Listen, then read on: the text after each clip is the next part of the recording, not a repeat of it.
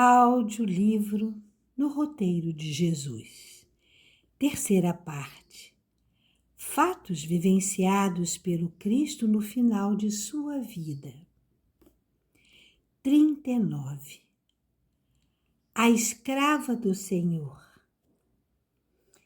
Quando João, o discípulo amado, veio ter com Maria, anunciando-lhe a detenção do Mestre, o coração materno, consternado, recolheu-se ao santuário da prece e rogou ao Senhor Supremo poupasse o filho querido.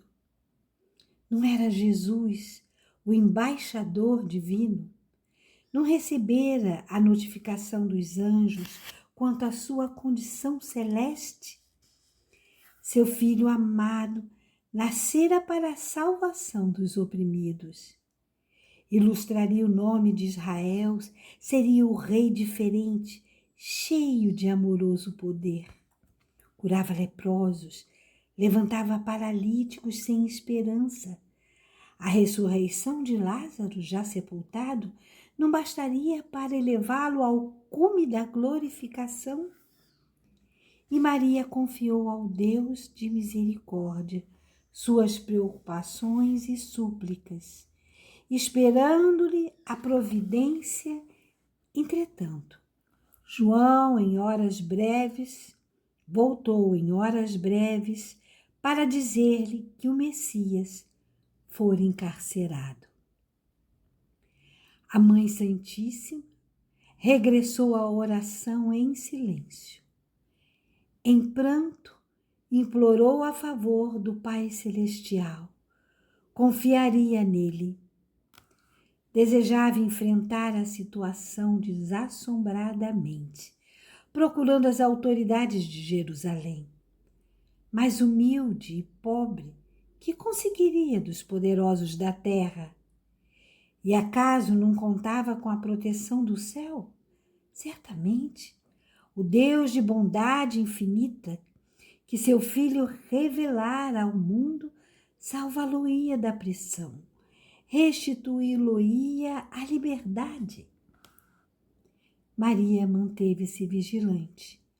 Afastando-se da casa modesta a que se recolhera, ganhou a rua e intentou penetrar o cárcere.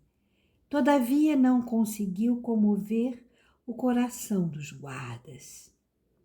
Noite alta, velava súplice entre a angústia e a confiança.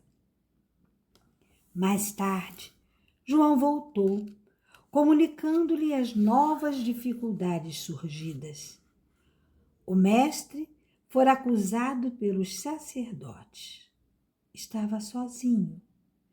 E Pilatos, o administrador romano, hesitando entre os dispositivos da lei e as exigências do povo, enviara o mestre à consideração de Herodes. Maria não pôde conter-se. Segui-lo-ia de perto. Resoluta, abrigou-se num manto discreto e tornou à via pública, multiplicando as rogativas ao céu em sua maternal aflição. Naturalmente, Deus modificaria os acontecimentos, tocando a alma de Antipas. Não duvidaria um instante que fizera seu filho para receber afrontas.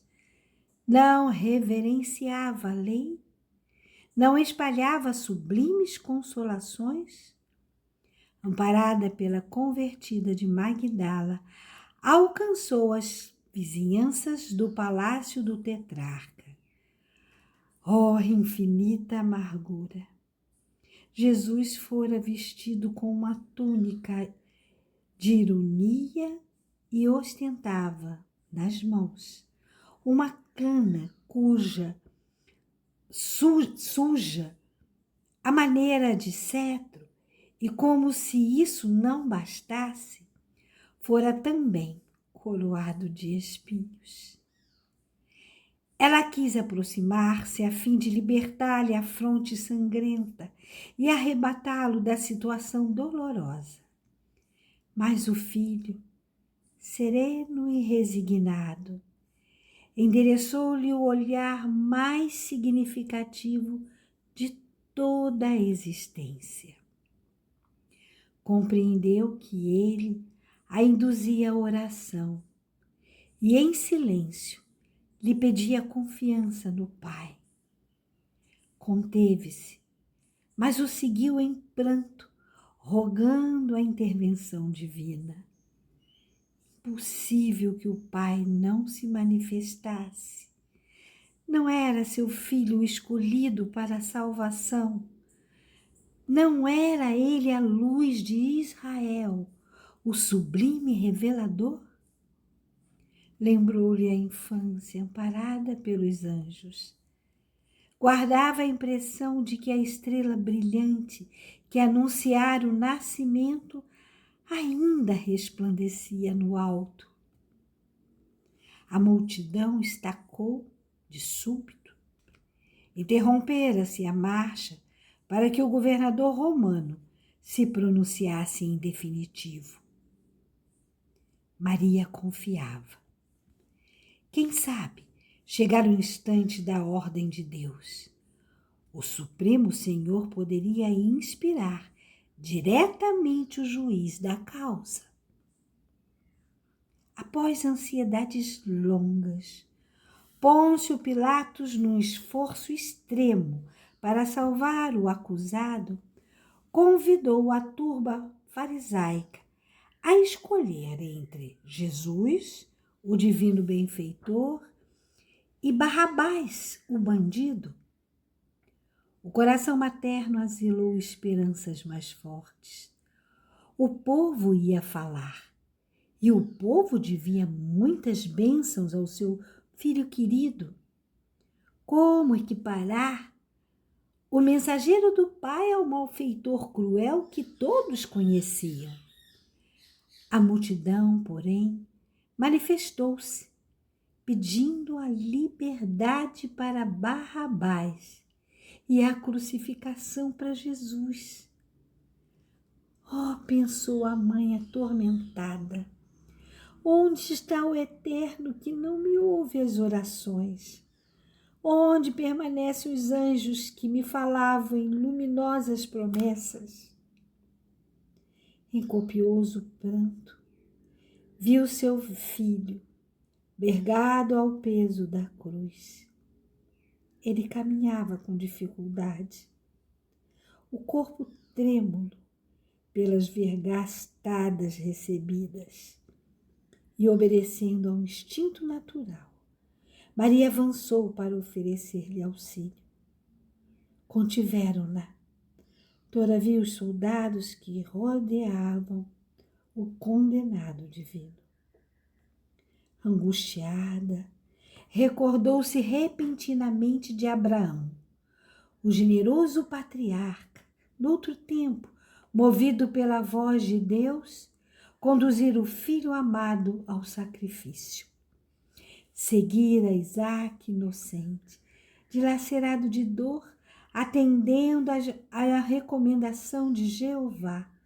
Mas eis que, no instante derradeiro, o Senhor determinou o contrário.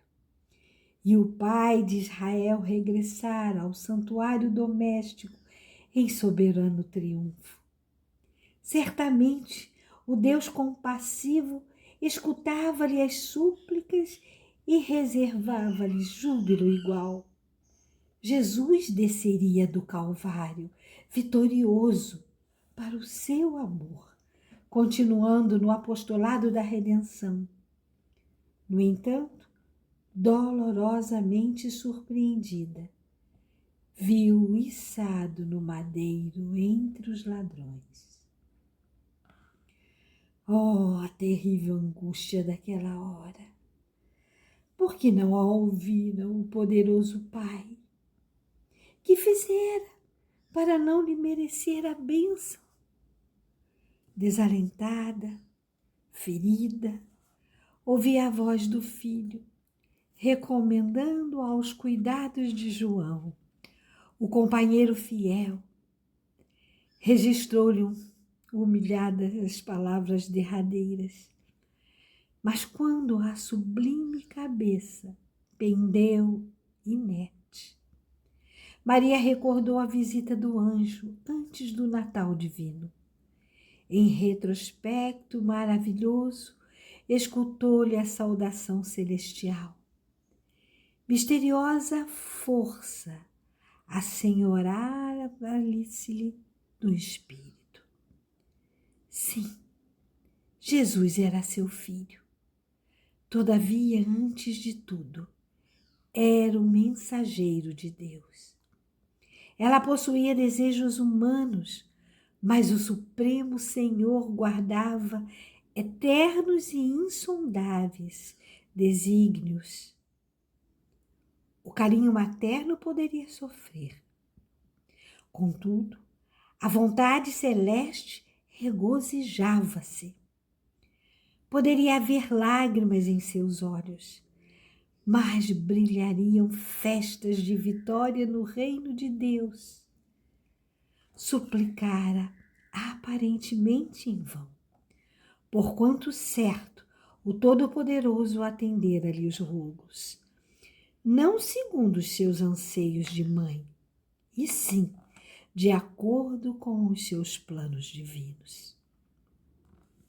Foi então que Maria, compreendendo à perfeição a misericórdia e justiça da vontade do Pai, ajoelhou-se aos pés da cruz e, contemplando o filho morto, repetiu inesquecíveis afirmações. Senhor, eis aqui a tua serva, cumpra-se em mim segundo a tua palavra. Mensagem extraída do livro Lázaro Redivivo, capítulo 2.